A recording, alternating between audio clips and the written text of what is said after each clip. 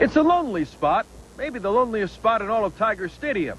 But for generations of Tiger pitchers, it has served as the hideaway for all of their troubles.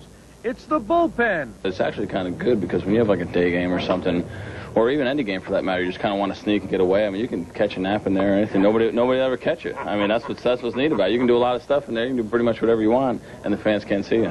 There are specific reasons why the Tiger Stadium bullpen is considered the worst seat in all of baseball. When I figure out what those reasons are, I'll be sure and let you know. Yeah, Tiger pitchers for years have loosened up in front of this pen, but a further investigation told me this was not simply the place where pitchers loosen their arms. You don't talk anything but baseball down there, right? That's right. Nothing but baseball. Said that with a straight face. Yes. You got me. A trip down the steps of the pen shows you just how deep into the ground it is. And once inside, how closely do you think these players can really follow the game?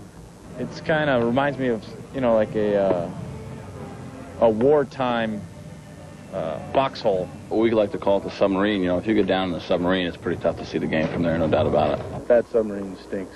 So you won't miss it? No. No, not at all. It's no sentimental value there? No, none. During the 1984 World Series, the San Diego Padres were so disgusted with the environment, they vacated it. Yeah, it was empty during the deciding Game 5. Is there a worse seat in at least all of baseball that you've been in? Sitting behind one of these beams wouldn't be much better. Tiger reliever Matt Anderson will have nothing to do with the pen or dungeon. He's found a folding chair and perches himself on the outside. A lot of times you're a mat move, where you have to get in position, the right position, just to see past them. I couldn't really take it anymore because you sit back, you're cocked back, you're sitting behind the other players, you really can't see anything, so you got to do something. Well, at least Anderson is just sitting there and not actually sleeping inside. You've never napped during a ball game. You know I haven't. Oh, the modern conveniences of home. All right, the Lions still have some company atop the NFC Central. We'll find out who has joined them. Stay tuned. 2nd and 5. Allstott picks the hole and finds it. 15, 10, touchdown. Nikowski wants to soak in every sight. Either that or he has sensitive eyelids. I don't know. The Tigers managed 3 home runs. The first came with an asterisk. Davy Cruz drives one to the left. Mark Quinn gets his glove on it, but his glove hits the railing and the ball pops out for a homer. Davy says, thanks, man. It's his 13th of the year. Tigers also got home runs from Dean Palmer and Gabe Kapler. Meanwhile, Juan Encarnacion takes a pitch to the face. Luckily, he only suffered a fractured cheekbone and a broken nose, but it could have been much, much worse. He was bleeding profusely. Gabe Kapler came back with a finishing homer. 6-1 the final. It's his 17th of the year. Again, our wall-to-wall coverage commences. News beat today at 5 a.m. All right, pennant fever in Cincinnati and another golf celebration tops tonight's 2-minute drill. We begin, though, with Big Mac. Here's a fly ball to left field. Going back, Vaughn, number 60. McGuire thus becomes the second man to hit 60 homers for a second time. But the most significant dinger came from Cincinnati's Pokey Reese. A dramatic 12th inning shot giving the Reds a 7-5 win. Cincy owes the wild card spot by a game. They're just a half game behind division leader Houston. 2 more divisional titles bring out the bottles of champagne like in Atlanta, where they do it for the 8th straight time, beating Montreal. And Texas wins the West for the 3rd time in 4 years. They crushed Oakland today. And in Seattle, the play of the day in baseball, Ken Griffey Jr. goes deep. Willie Mays could not have made it any better. The basket catch plus the collision for the out. All right, in football, Michigan State's latest win over Illinois moves the Spartans up 5 more slots to 14th in both polls. U of M remains 4th. In racing, Paul Tracy has won the Grand Prix of Houston. Dario Franchitti took 2nd to close the gap on points leader Juan Montoya. In golf, Duffy Waldorf was involved in a playoff with Ted Treba at the Texas Open, but Duffy won it with this putt. And by a celebration, you would have thought he won the Ryder Cup. Way to go, Duffy. What's golf without champagne? Julie Inkster has won the Safeway Classic to thus gain automatic entrance into the LPGA Hall of Fame. It's contagious. All right, a couple of weeks ago, we introduced you to Fairlane Club trainer Steve Demetro, who qualified for the National Strongman Competition, where pulling trucks is not a gimmick, but a test of break.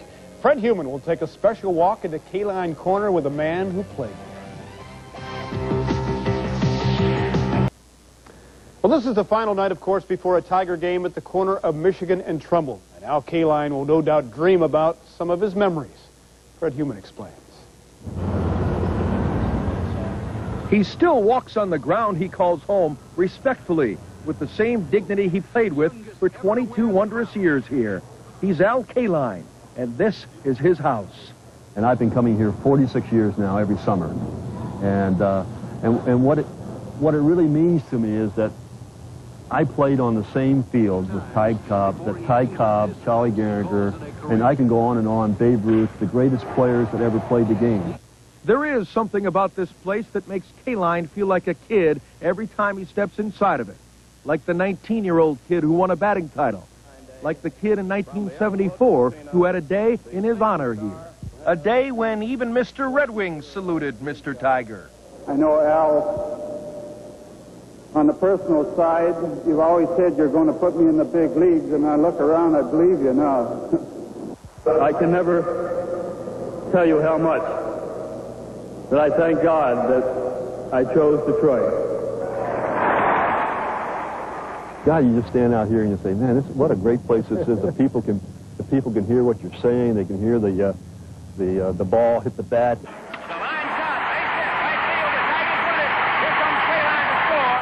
Al shared with me the story of how early in his career they took out 12 to 15 seats in Kaline Corner, so the man the corner was named after wouldn't get hurt. Oh, yeah, the lower part right here, because, you know, you're running over here looking at the fly ball.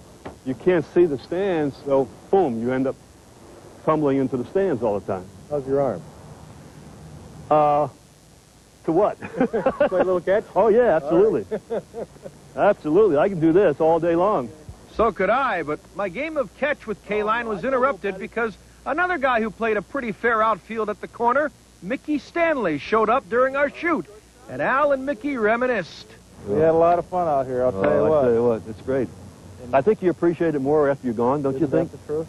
It really is. You know the game that you love, and all of a sudden you're in a way you're anxious to become normal, get into normal life, but then all of a sudden when you're away from it, you say, that wasn't too bad, man. I know I appreciate his talent after I watch TV. A lot more.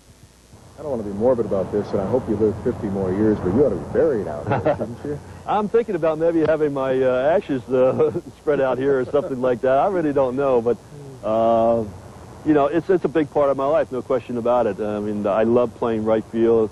Dads still tell their kids about Kaline's graceful style and out-of-this-world right arm. Oh, what fond memories he has from this place. So many times he's made the walk from the dark, dingy clubhouse through the concrete tunnel and up the dugout steps. So many times he's made the journey from his position in right field back to that old dugout. It would be nice to have number 6 in right field for the last game. It's an emotional time for you. Yeah, it is. I'm starting to get it right now. Just thinking about it. Yeah. But it's going to be a great day. I'm going to enjoy it. I'm going to be one of the luckiest guys because I have more memories than probably anybody else. No more so than those of us who watched him create the memories. Fred Huumann for Sports Final Edition.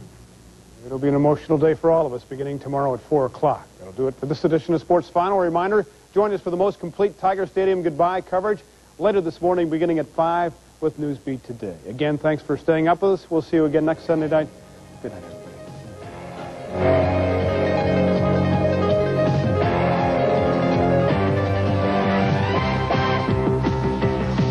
Sports Final Edition with Fred McLeod. Brought to you by your friendly Southeast Michigan Dodge dealers.